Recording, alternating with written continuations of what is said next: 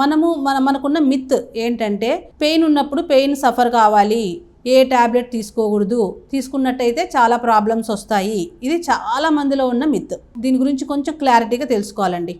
So మెయిన్గా ఈ గర్భసంచి ఎప్పుడైతే అది స్పాజంలో ఉన్నప్పుడు ఈ యాంటీ స్పాస్మోడిక్స్ తీసుకున్నట్టయితే ఈ యొక్క బ్లడ్ ఫ్లో అన్నది బ్యాక్కి వెళ్ళి ఈ మధ్యకాలంలో ఒక రెడెడ్ డిసీజ్ అంటే ఎండోమెట్రియోసిస్ అనే ఒక డిసీజ్ చాలా చూస్తున్నాం. కాబట్టి ఎవరికి పిల్లలకు యాంటీస్పాస్మోడిక్స్ తీసుకోవద్దు అని చెప్పకండి. సో సేఫ్గా ఉన్నవి యాంటీస్పాస్మోడిక్స్ పీరియడ్లో పెయిన్ ఉన్నప్పుడు తీసుకోవచ్చు.